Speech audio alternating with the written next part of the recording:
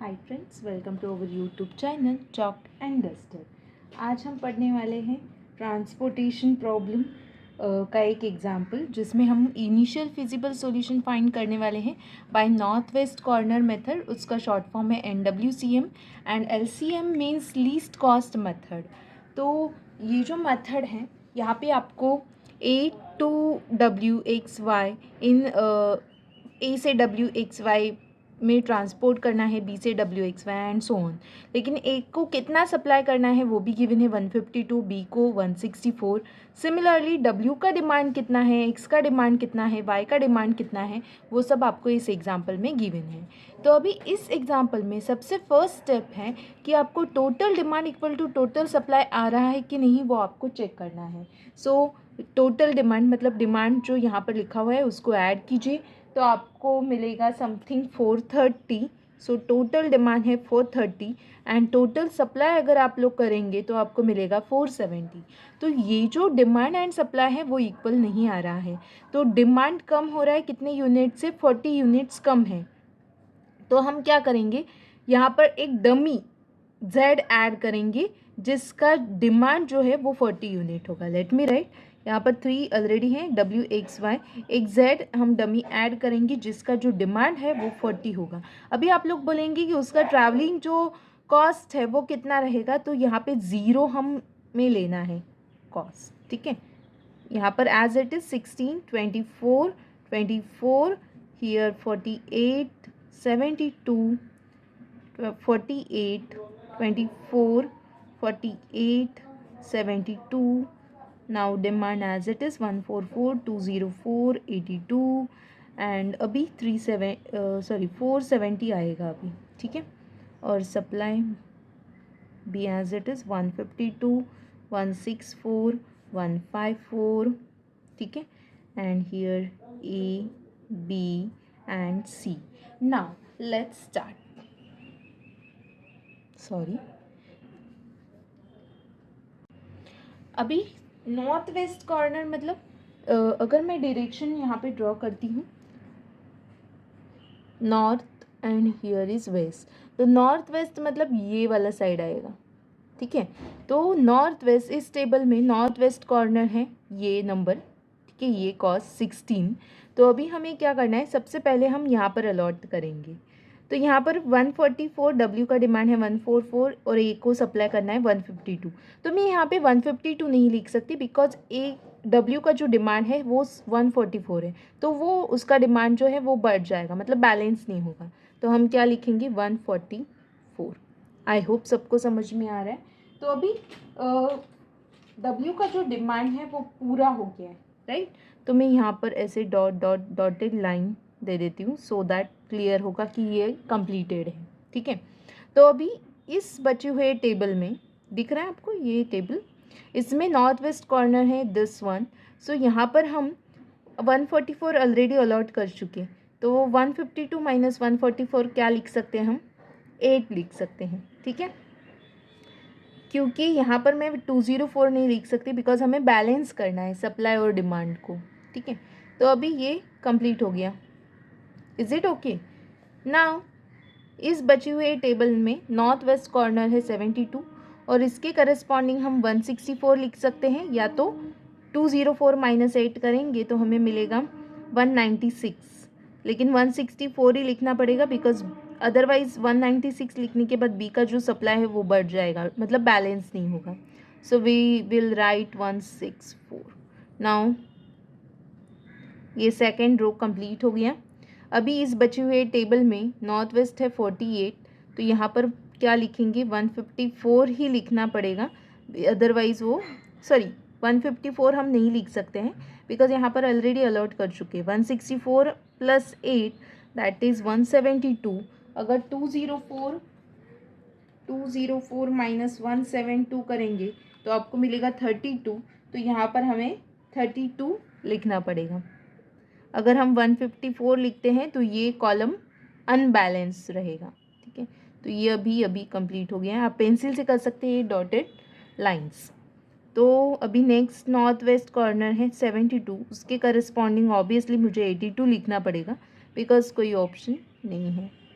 तो 82 and now 82 ये add करके देख लीजिए, आप लोगों को मिलेगा 114 और चाहिए 154, तो बचा हुआ 40 मुझे यहाँ पर लिखना पड़ेगा। I hope it's clear.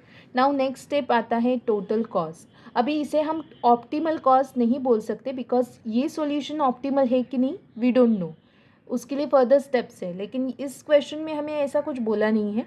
They just said find optimal find initial feasible solution by NWCM and LCM. So we'll find total cost. total cost कैसे find करते हैं? 144 into 16 plus 24 into 8 plus 164 into 72 plus 48 into 32 plus 72 into 82 72 into 82 plus 0 into 40, तो आपको last में answer मिलेगा। ये सब calculation करने के बाद लास्ट आंसर आएगा 21744 21,744। सो NWCM से हमें टोटल कॉस्ट इतना मिल रहा है। अभी नेक्स्ट स्टेप है LCM मेथड से टोटल कॉस्ट कितना आता है वो अभी हम देखेंगे। ज़्यादा है उसको पहले प्रेफर करो, ठीक है। तो यहाँ पर हम 204 के करस्पॉन्डिंग लिखेंगे बिकॉज 204 और 82 में बड़ा है 204, तो उसके करस्पॉन्डिंग हम लिखेंगे जो भी यहाँ पर लिख सकते हैं, मतलब इसको पहले प्रेफर करना है AX को, ठीक है, क्योंकि उसका डिमांड ज़्यादा है। जब भी टाई होता है डिमांड चेक करो और सप्लाई चेक करो, जिसमें ज़्यादा है उसको आपको देखना है। यहाँ पर अभी सप्लाई सेम ही है बिकॉज दोनों एक ही कॉलम में आ रहा है, तो डिमांड अलग अलग है, तो जिसमें ज़्यादा है उसको प्रेफर करेंगे। तो अभी यहाँ पर हम 144 ऑलरेडी हो चुका है, तो बचा हुआ 8 यहाँ पर लिख सकते हैं। 204 नहीं लिखेंगे बिकॉज वो अनबैलेंस होगा ए के लिए। Now this one is completed first row. Now इस टेबल में अभी लिस्ट है 48, अगेन यहाँ पर टाई हो रहा है 48। सो उसके करस्पॉन्डिंग डिमांड वंस यहाँ पर हम 82 हैं, यहाँ पर चेक कीजिए 82 एंड हियर 204, तो पहले हम इस 48 को प्रेफर करेंगे। तो यहाँ पर हम लिख सकते हैं 154 बिकॉज 204 माइनस 8 करेंगे तो समथिंग 196 आएगा, लेकिन हम लिख नहीं सकते बिकॉज ये अनबैलेंस होगा। So will write 154 over here and then next, तो अभी ये थर्ड हमारा कंप्लीट हो गया, ठीक है।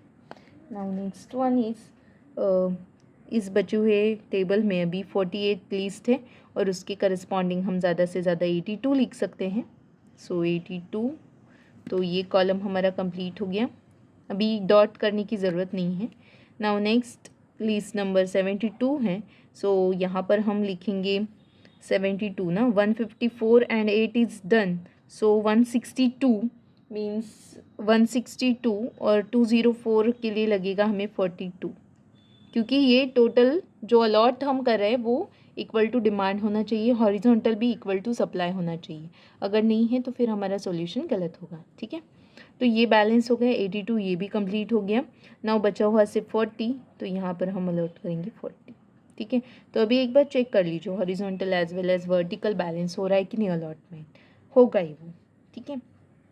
अभी नेक्स्ट स्टेप है टोटल कॉस्ट फाइंड करना। टोटल कॉस्ट मतलब जो भी हमने अलॉट किया है वो इंटू कॉस्ट, ये जो गिवन है that are cost. So 144 into 16 then 24 into 8 plus 72 into 42 plus 48 into 82 plus 0 into 40 plus 48 into 154 which is equal to rupees 16848।